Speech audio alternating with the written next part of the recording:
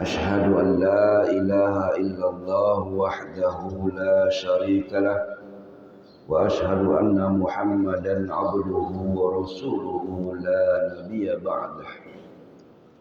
اللهم صل وسلم وبارك على سيدنا محمد وعلى آله سيدنا محمد. رب اشرح لي صدري ويسر لي أمري wahlul 'uqdatam min lisani yafqahu qawli. Amma ba'd. Para alim ulama, asatid wal asatidat, bapak-bapak, ibu-ibu, jamaah salat subuh yang dimuliakan Allah Subhanahu wa taala.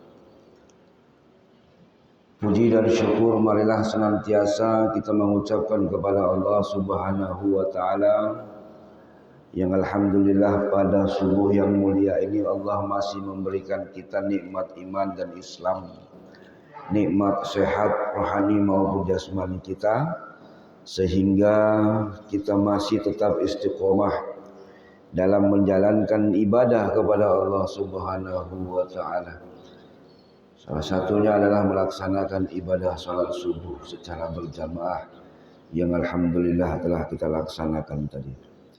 Salawat berangkaikan salam marilah kita sampaikan pada Nabi Allah Muhammad sallallahu alaihi wasallam. Liqauli Allahumma salli wa sallim wa barik ala sayyidina Muhammad wa ala ali sayyidina Muhammad. Mudah-mudahan dengan salawat yang telah kita sampaikan kepada beliau, insyaallah kita akan selalu mendapatkan syafaatnya di yaumil akhir. Amin ya rabbal alamin.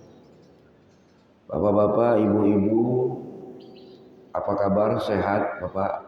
Alhamdulillah. Ibu-ibu juga sehat ya? Suara ibunya agak nyaring-nyaring sedikit. Dalam kajian subuh kita yang singkat pada pagi hari ini, saya akan mengupas referensi dari kitab Nasaihul Ibad yang ditulis oleh Syekh Nawawi Al-Bantani.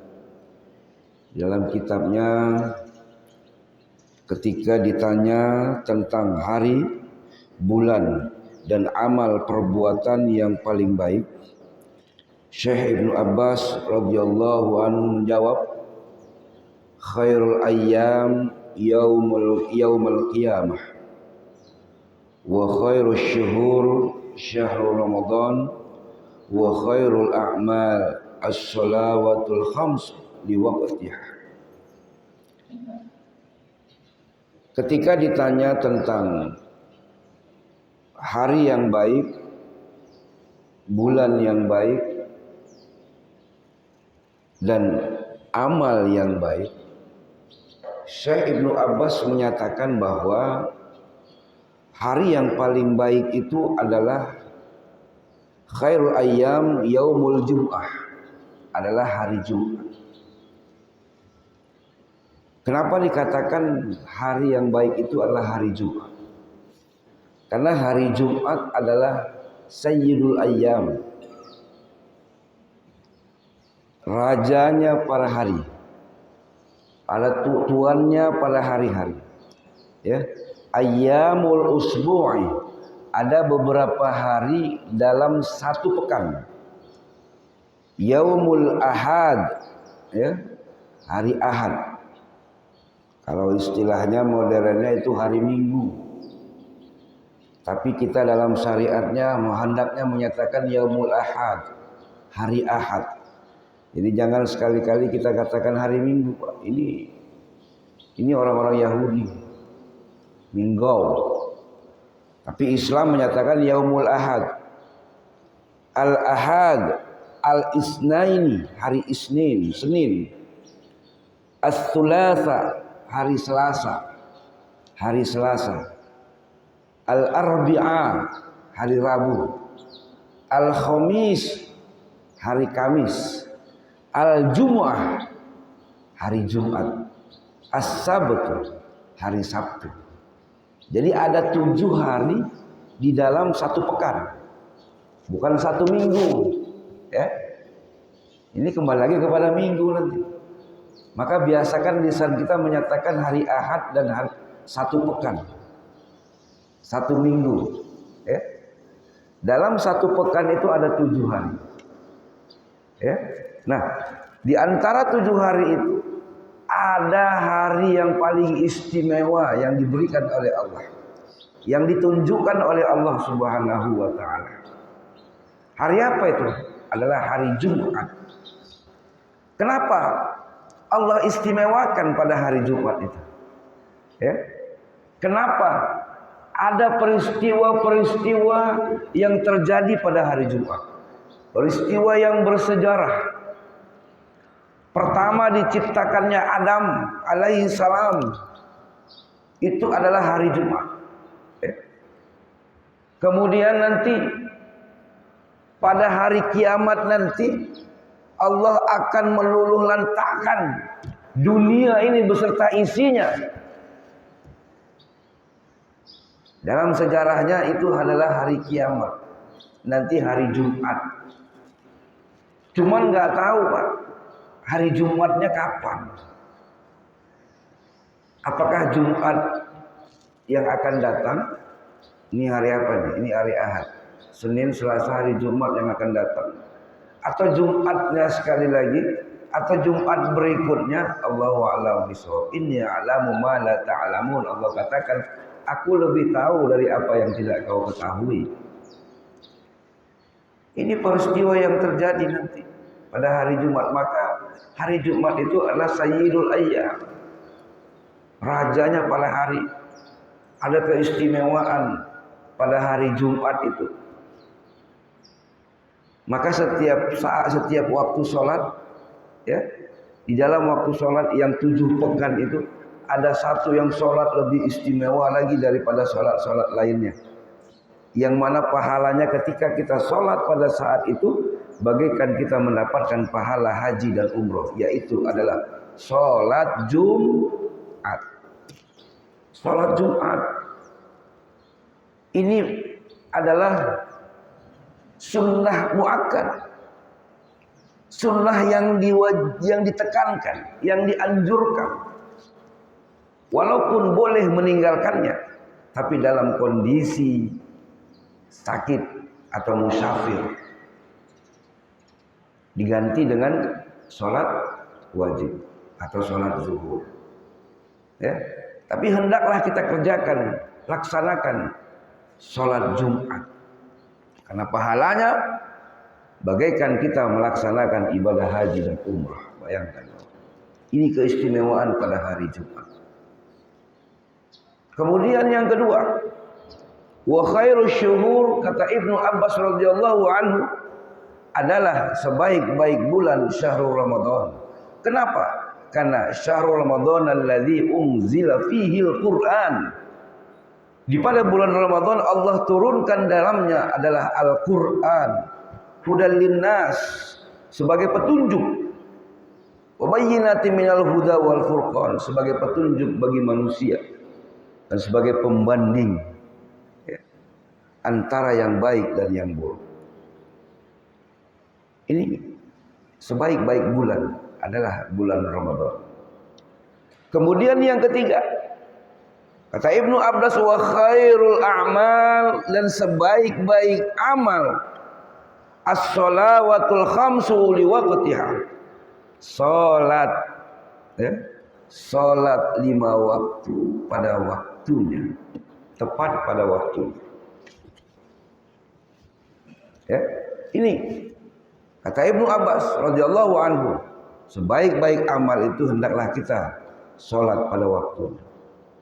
Kapan lagi kita melaksanakan sholat? Jangan sampai kita mengundur-undur waktu sholat. Jangan sampai kita menunda-nunda waktu sholat. Ya, sholat itu sudah diatur pada waktu-waktunya. Apabila kita undur, apabila kita tunda waktunya, maka di dalam Al-Quran Allah katakan, fawailul lil musallin, maka masuklah ke dalam neraka wail, celakalah orang-orang yang sholat. Ini kata Allah. Kenapa dia celaka? Kenapa masuk ke dalam neraka wail orang-orang yang sholat? Alladzina hum an sholatihim sahun, mereka yang lalai pada waktu mengerjakan sholat. Memang dikerjakan, Pak. Sholat itu dikerjakan, tapi lalai waktunya. Ya. Lalai waktunya itu sudah hampir mau masuk waktu sholat berikutnya. Contoh, sholat zuhur kita masuk pada jam 12:05 biasanya. Ya. Walaupun terkadang rotasi waktu itu berubah-berubah, tapi pada saat sekarang ini jam 12:05 atau lewat 7. Tatkala itu ketika kita sedang santai duduk bekerja dengan mencari yang sifatnya duniawi, ya, bukan karena uzur, bukan karena dalam perjalanan, atau bukan karena kita sakit, tapi dalam kondisi kita waktunya luang, kita mengundur-undur waktu sholat. Istrinya ngomong sama suami, "Bang, itu sudah azan, segera sholat." Suami jawab, "Tar lagi, masih azan." Azannya sudah selesai. Istri ngomong, "Bang, itu azan sudah selesai." "Tar, belum qomat." Sudah qomat. Istri ngomong, "Bang, itu sudah qomat." "Ntar, imam belum angkat takbir." "Udah rakaat pertama, Bang. Kenapa belum sholat?" "Tar, belum salam." Udah salam tuh, udah berdoa, ada bubar tuh orang di masjid. Asik jam 12:30. Santai. Kata orang Medannya, santai ya. Siki gitu ya.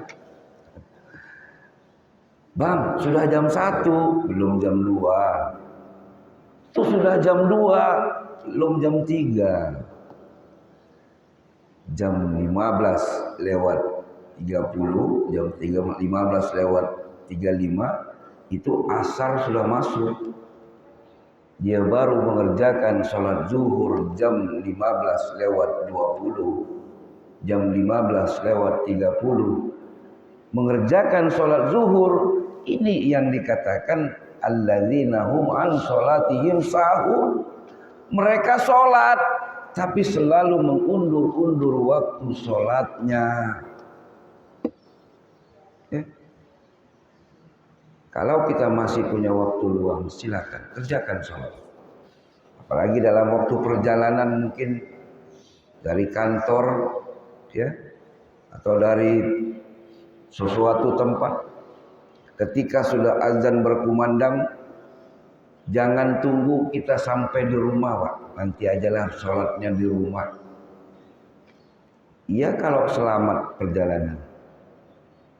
Kalau nggak selamat, ini sudah menduakan Tuhan kita ini. Kalau sudah masuk waktu sholat, azan berkumandang, ketika kita mau pergi, maka tinggalkan dulu. Sholat dulu. Kerjakan dulu sholatnya. Selesai sholat baru mau pergi. Jangan berpikir nanti aja kalau sudah sampai rumah, nanti aja kalau sudah sampai tempat. Karena sudah masuk waktu sholatnya. Maka setidaknya kita harus mengerjakan sholatnya dulu. Karena sebaik-baik amalan itu adalah mengerjakan sholat pada waktunya. Mengerjakan sholat 5 waktu tepat pada waktunya. Tepat pada waktunya itu, ya, bukan berarti harus ketika kita dalam perjalanan, ya, yang kita susah untuk mendapatkan masjid, yang kita susah untuk bisa melaksanakan sholat ketika azan berkumandang, tapi sholatlah pada waktunya, pada waktu yang sudah ditentukan. Jangan sampai mendekatkan waktu asar ketika kita mau melaksanakan sholat zuhur, tatkala itu kita masih dalam waktu yang luang. Ini amal perbuatan yang paling baik adalah melaksanakan sholat fardu tepat waktu. Sebab ia ibarat pintu utama bagi semua amal solih. Jika pintu sholat terbuka, terbukalah seluruh pintu amal solih kita. Namun bila pintu sholat tertutup, tertutuplah seluruh pintu amal soleh. Ya. Karena salat itu adalah kuncinya surga. Miftahul jannah as-sholawatu ala waqtih. Kuncinya surga itu adalah salat pada waktunya. Bapak Ibu yang dirahmati Allah Subhanahu wa taala. Kemudian pada hari dia menjawab pertanyaan itu, Ibnu Abbas yakin pada hari Jumat Ibnu Abbas radhiyallahu anhu wafat. Ya, jadi pada waktu itu Ibnu Abbas radhiyallahu anhu wafat. Setelah 3 hari sejak kematiannya, sampailah berita pada Ali bin Abi Thalib radhiyallahu anhu bahwa Ibnu Abbas radhiyallahu anhu pernah ditanya begini dan menjawab begini. Sebagaimana disebutkan di atas. Ali radhiyallahu anhu berkata, apabila para ulama, para hakim dan para ahli fikih dari timur hingga barat ditanya tentang hal itu, pasti mereka menjawab dengan jawaban yang sama, kecuali aku. Ini kata Ali bin Abi Thalib. Jadi versi Ali bin Abi Thalib ini berbeda dengan jawaban para ulama pada saat itu. Jawaban Ibnu Abbas radhiyallahu anhu ketika ditanya tentang hal tersebut, hari apa yang baik, bulan apa yang baik, dan amal apa yang baik, Ali bin Abi Thalib radhiyallahu anhu menjawab bahwa amal perbuatan paling baik adalah amal perbuatanmu yang diterima Allah. Amal perbuatan yang paling baik adalah amal perbuatan yang diterima Allah. Inilah yang terbaik. Ini versi Ali bin Abi Thalib. Maka seluruh amalan yang kita kerjakan, seluruh amaliyah yang kita lakukan, kalau tidak diterima Allah, ini enggak terbaik. Sekecil apapun amalan kita, sekecil apapun apa yang kita lakukan, kalaupun Allah ridho, Allah menerima, inilah yang dikatakan amalan yang paling baik. Ya. Kita nggak harus banyak sedekah sampai ribuan, sampai jutaan, sampai ratusan ribu. Nggak perlu. Sedikit kita bersedekah, 1000, 10.000 kita bersedekah. Tapi kalau Allah terima, Allah ridho, maka itulah yang terbaik sedekah kita. Kenapa? Karena ikhlas. Daripada kita bersedekah 1 juta, kita mau 1 kampung tahu, 1 perumahan tahu, ini gak ada gunanya. Bersedekah sampai ratusan juta, tidak ada gunanya. Kenapa? Karena ingin dipuji, karena ingin dilihat oleh orang kita seorang dermawan, karena ingin dilihat oleh orang kita adalah ahli sedekah. Maka kata Ali bin Abi Thalib, amalan yang paling baik sekecil apapun amalan kita, itu hendaknya adalah amalan yang diterima oleh Allah Subhanahu wa taala. Amalan ini yang penting. Dalam kehidupan berumah tangga ini sering terjadi. Ya, mohon maaf. Kita sering kadang-kadang mengungkit-ungkit, kita sering kadang-kadang memberikan pemahaman kepada anak, kepada istri, kepada suami, seakan-akan nggak ikhlas. Nah, begitu juga di dalam lingkungan perumahan, ya, selalu menyatakan ini yang terbaik, akulah yang terbaik, akulah yang ini, gara-gara akulah ini masjid ini terbangun megah. Gara-gara sayalah ini semuanya terbangun. Tidak penting. Ya. Biarkan Allah yang menilai amalan kita. Biarkan Allah yang memberikan balasan kepada amalan kita. Nggak perlu diungkit-ungkit. Nggak perlu disebut-sebut lagi yang sudah lalu. Kenapa? Karena ini adalah sebagai amal jariah kita. Ini sebagai amal kebaikan kita, sebagai amal yang mengalir terus ketika kita di alam barzah. Jadilah yang terbaik bagi manusia lainnya. Karena kata Rasulullah, khairun nas anfa'um linnas. Sebaik-baik manusia adalah yang bermanfaat bagi manusia lain. Berbuat baik ini adalah investasi dunia dan akhirat. Seakan-akan kita bersedekah dengan Allah. Seakan-akan kita berbisnis dengan Allah. Maka amalan yang baik adalah amalan yang Allah terima. Sedekah bukan berarti dinilai dari harta, bukan berarti dinilai dari finansial, bukan berarti dinilai dari kekayaan kita atau uang yang kita sedekahkan. Ya. Kalau sedekah itu cukup hanya dinilai dari uang, kita bersedekah dengan uang, ini orang miskin kasihan Pak, berarti nggak pernah sedekah. Ya. Sedekah itu bukan hanya sekedar uang, tapi sedekah ini adalah merupakan pemberian seseorang kepada yang membutuhkannya. Siapa yang membutuhkannya? Mereka yang membutuhkan, mungkin uluran tangan kita, bantuan tenaga kita.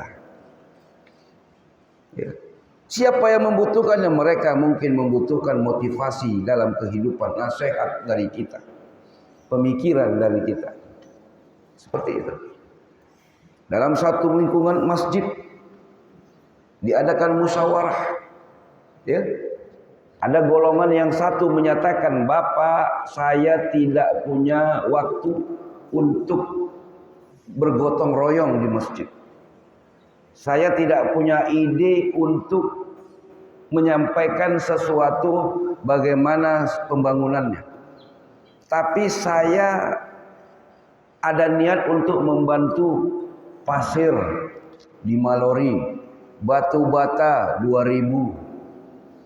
Ini yang pertama, mereka menyatakan membantu secara finansial. Baik, alhamdulillah. Yang satu menyatakan saya nggak punya finansial, saya nggak bisa memberikan bantuan seperti pasir, batu, tapi saya punya tenaga. Saya siap membantu, mengorbankan tenaga saya untuk bekerja. Ini golongan yang kedua. Golongan yang ketiga, saya nggak bisa membantu secara finansial, saya tidak punya waktu untuk membantu bekerja di masjid ini atau gotong royong, tapi saya punya ide, saya punya masukan, saya punya usulan. Modelnya seperti ini, gambarannya seperti ini, bentuknya seperti ini. Kalau diterima silakan, kalau nggak diterima juga nggak apa-apa. Ini golongan yang ketiga. Golongan yang keempat udah nggak ngasih barang finansial, material, nggak memberikan waktunya atau tenaganya untuk gotong royong, nggak memberikan pendapatnya dalam bentuk apapun ini. Tiba-tiba udah jadi barang tuh protes. Kenapa seperti ini? Kenapa ini seharusnya seperti ini, seharusnya seperti ini? Ini model orang bagaimana Pak kira-kira? Ini perlu di-download ulang lagi nih. Lapor ke Pak RT tolong pindahkan aja Bapak itu katanya. Ya. Musyawarah nggak ikut, diundang nggak datang. Ditanya bagaimana usulan, nggak ada. Apa bantuannya Pak? Oh mohon maaf, saya nggak punya waktu, saya nggak punya tenaga, saya nggak punya uang. Usulan Bapak apa? Nggak ada. Udah jadi barang tuh, paling keras dia protes, di grup pula lagi tuh. Nah ini model-model masyarakat atau salah satu orang yang memprovokasi. Ya. Kalau sudah tidak ada, ya sudah diam. Ya. Man kana yu'minuna billahi wal yaumil akhir falyakul khair aw liyasmut. Barang siapa yang beriman kepada Allah dan hari akhir, maka hendaklah dia berkata baik atau setidaknya falyasmut, dia diam. Kenapa? Karena kalau dia bercakap orang semuanya terprovokasi. Orang semuanya makin ribut. Wali lagi yang bercakap. Malas orang dengar cakap nih. Artinya perbuatan yang paling baik adalah, kata Ali bin Abi Thalib radhiyallahu anhu, ketika kita beramal Allah menerima amalan kita. Kemudian yang kedua, kata Ali bin Abi Thalib, bahwa bulan yang paling baik adalah bulan yang di dalamnya kamu bertaubat kepada Allah dengan taubat yang tulus atau taubat nasuh. Ini Pak, ya, kadang-kadang kita nggak sadar ada dosa yang kita lakukan, tapi kita nggak sadar dosa itu. Ada kesalahan yang kita lakukan, ternyata kesalahan itu fatal dan menimbulkan dosa. Kita nggak tahu. Salah cakap, salah ucap, salah bertindak, salah berbuat. Padahal itu salah memang betul-betul Allah tidak suka. Dan menimbulkan dosa. Maka bertaubatlah kepada Allah, istighfar kepada Allah. Astagfirullah. Ya. Renungan, muhasabatun nafs, introspeksi diri, beristighfar kepada Allah. Dalam Al-Quran Allah jelaskan, ya ayyuhalladzina amanu tubu ilallahi taubatan nasuha. Hai orang-orang yang beriman, kata Allah, bertaubatlah kamu kepada Allah dengan taubat nasuha. Dengan taubat nasuha ini adalah berjanji pada diri sendiri dan berjanji kepada Allah tidak akan mengulangi kesalahan-kesalahan, tidak akan mengulangi dosa yang kita lakukan. Mohon maaf, ini kadang-kadang banyak orang yang taubatnya taubat bukan taubat nasuha, ya, taubat sambal. Wadah sekali sambal, tak akan kumakan lagi sambal. Rupanya dimakannya sambalnya cabai setan. Ya, nggak mau lagi dia makan sambal. 2 hari ditawarkan lagi sama bininya, dihajarnya lagi sambal. Nah, ini namanya taubat sambal. Ya. Jadi kalau dikatakan taubat nasuha adalah taubat yang betul-betul kita menjalankan apa yang kita rasakan itu adalah salah, maka kita tinggalkan dan kita bertaubat dan berjanji kepada Allah untuk tidak mengulanginya lagi. Ini bulan yang paling baik adalah menurut Ali bin Abi Thalib bahwa bulan yang di dalamnya kita bertaubat kepada Allah dengan taubat nasuha. Tidak ada manusia yang tak luput dari salah, dari dosa. Tidak ada manusia yang tak luput dari salah. Kullu insanin khata'. Setiap manusia itu memiliki kesalahan. Wa khairu khata'in, dan sebaik-baik kesalahan adalah at-tawwabun, taubat kepada Allah Subhanahu wa taala. Ya. Jadi manusia itu tidak luput dengan salah. Kita ini tak luput dengan salah. Maka bertaubatlah kepada Allah. Ya. Al-insanu makan khata' wa nisyan. Manusia tidak luput dari salah dan lupa. Kadang kita lupa. Kadang kita aja bercakap menyinggung perasaan orang. Yang mana sebenarnya bercanda. Sebenarnya kita tak sengaja karena niatnya bercanda. Tapi orang menanggapinya serius sehingga sakit hati dia dan merasa terzolimi dia. Nah, ini hati-hati, Pak. Kadang-kadang doa yang mujarab itu adalah salah satu orang-orang yang terzolimi. Maka cepat kita beristighfar kepada Allah dan minta maaf kepada orang yang kita zolimi, yang mungkin dianggapnya kita menzolimi dia.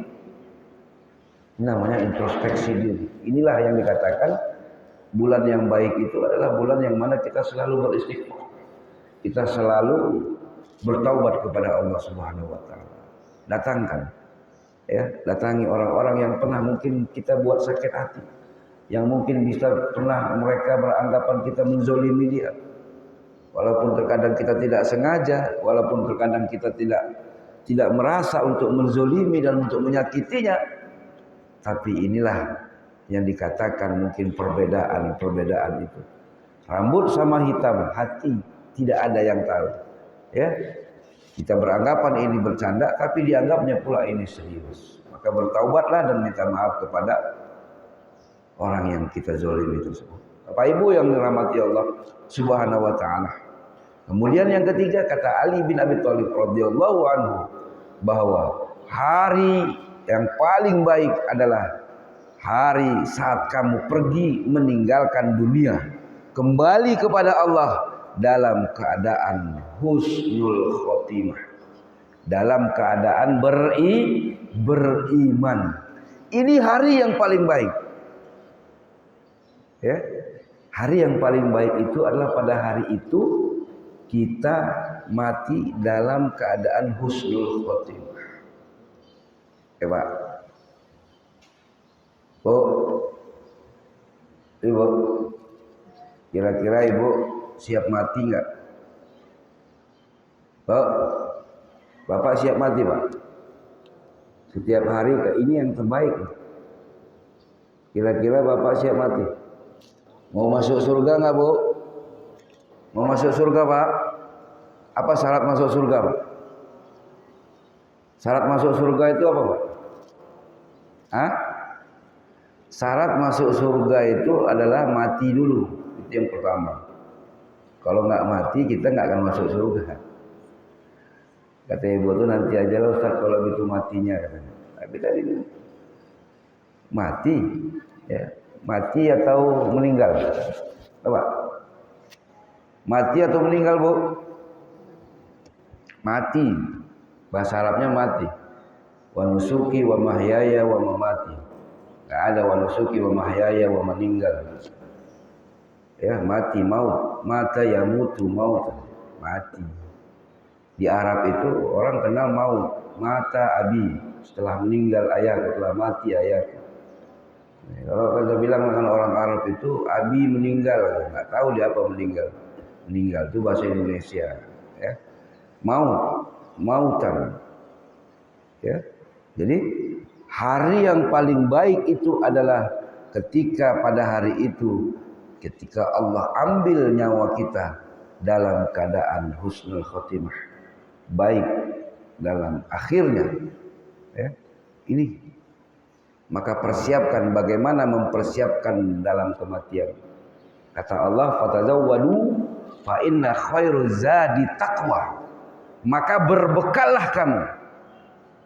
Kumpulkan bekal kita sebanyak-banyaknya. Fa inna khairuz zadi taqwa, karena sebaik-baik bekal itu adalah takwa. Karena akhirat adalah kampung halaman kita yang terakhir. Untuk menuju akhirat, untuk menuju yaumul qiyamah, ya, nanti akan dikumpulkan kita semuanya di padang mahsyar. Maka bekal kita adalah takwa. Siapapun dan kapanpun kita, ketika kita mau keluar kota, ya, dari Batam mungkin mau pulang kampung ke Jawa, pulang kampung ke Sumatera, ke Medan. Siapa orang Medan? Nah, kalau kita pulang kampung Pak, yang kita bawa bekal itu apa? Apa Pak? Otomatis pasti duit. Bekal pulang kampung itu yang prioritas kita bawa duit, pakaian. Jangan nanti pas waktu kita pulang kampung kita nggak bawa apa-apa, nggak bawa baju, nggak bawa duit, dicemoohkan orang kampung gitu. Orang Batam 10 tahun di Batam pulang ke Medan jadi kenlap katanya. Jadi kenlap kata orang. Kenapa? Kita nggak bawa apa-apa, nggak bawa bekal, nggak bawa duit, nggak bawa baju. Maka bagaimana ketika kita pulang kampung, kita kumpulkan bekal kita.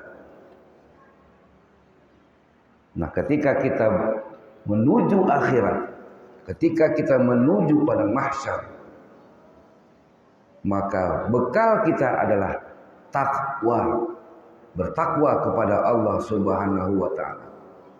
Ya ayyuhalladzina amanu taqullaha haqqa tuqatih wa la tamutunna illa wa antum muslimun. Hai orang-orang beriman, bertakwalah kamu kepada Allah dengan sebenar-benar takwa. Wala tamutunna, dan jangan kau akhiri hayatmu illa wa antum muslimun, kecuali kamu dalam keadaan muslim. Ayat ini sudah menjelaskan, jangan setengah-setengah takwanya. Haqqa tuqatih. Setengah-setengah itu adalah sholatnya setengah-setengah. Kadang sholat, kadang enggak. Kadang berbuat baik, kadang berbuat zolim. Ini setengah-setengah berarti takwanya. Ya. Ini. Coba kalau kita makan, kadang enggak. Ya. Kadang-kadang makan itu harus ada aturan juga. Ya. Tapi mana yang lebih baik? Kalau kita mungkin makan kita sebutuhnya. Ya, makan secukupnya. Ketika kita butuh makan, kita makan. Ketika kita makan yang cukup, bukan yang berlebih. Ya. Maka makanlah dengan secukupnya atau dengan yang sebutuhnya. Seperti itu. Tapi ketika beramal, ketika kita beribadah, maka jangan setengah-setengah. Sholat, kadang tidak. Ya. Kadang membaca Al-Quran, kadang tidak. Istiqomah dalam ibadah. Ini adalah prioritas, bahwa hari yang paling baik menurut Ali bin Abi Thalib radhiyallahu anhu, hari pada saat kita pergi meninggalkan dunia, kembali kepada Allah dalam keadaan beriman. Haqqa tuqatih wa la tamutunna illa wa antum muslimun. Maka kita bertakwa kepada Allah dengan sebenar-benar takwa, dan jangan kita syirik, jangan kita akhiri hayat kita kecuali kita dalam keadaan beriman. Bapak Ibu yang dirahmati Allah Subhanahu wa taala. Ibnu Abbas radhiyallahu anhu juga mengatakan, taubat nasuha adalah menyesal dalam hati, memohon ampun dengan lisan, menghentikan raga dari segala dosa, dan bertekad tidak mengulangi perbuatan yang dilarang Allah. Ada pula yang menyatakan bahwa taubat nasuha adalah taubat yang kemudian diikuti dengan tidak mengulangi dosa, baik secara bersembunyi-sembunyi maupun terang-terangan. Maka dari itu mari, sebelum hayat kita berakhir, sebelum maut yang akan menjemput kita, maka bertaubat kepada Allah, kumpulkan bekal kita untuk menuju Allah Subhanahu wa taala. Iyyaka na'budu wa iyyaka nasta'in. Hanya kepadamu ya Allah kami menyembah, dan hanya kepadamu pula kami memohon pertolongan. Sembah Allah dulu, minta kepada Allah setelah kita menyembah Allah, setelah kita beribadah. Jangan kita banyak meminta, jangan kita banyak memohon, sedangkan ibadah kita tinggalkan, sedangkan Allah kita lupakan. Apapun yang menjadi permasalahan, problematika dalam kehidupan kita, ya, sesulit apapun hidup kita, sesusah apapun hidup kita, maka kembalilah kepada Allah. Wa may yatawakkal 'ala Allah fahuwa hasbuh. Barang siapa yang berserah diri kepada Allah, barang siapa yang bertawakal kepada Allah, fahuwa hasbuh. Allah akan mudahkan jalan kepada kita. Allah akan memberikan jalan yang luas kepada kita, memberikan jalan yang kita rasakan sulit. Allah akan mudahkan kesulitan itu.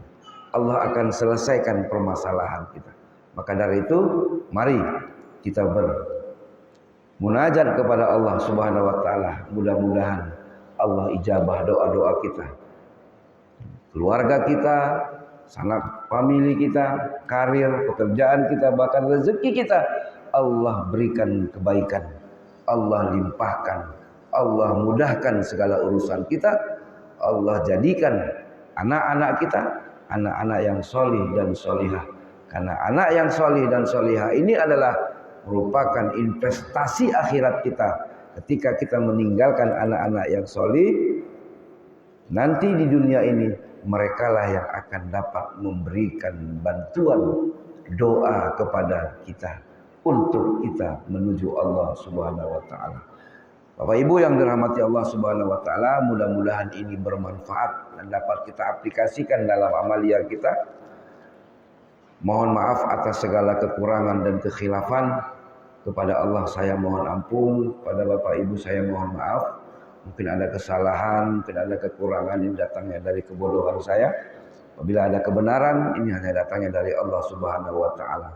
Bukan niat saya menggurui, tapi adalah mengamalkan ilmu yang ada. Al ilmu bila amalin kasyajaratin bila samarin.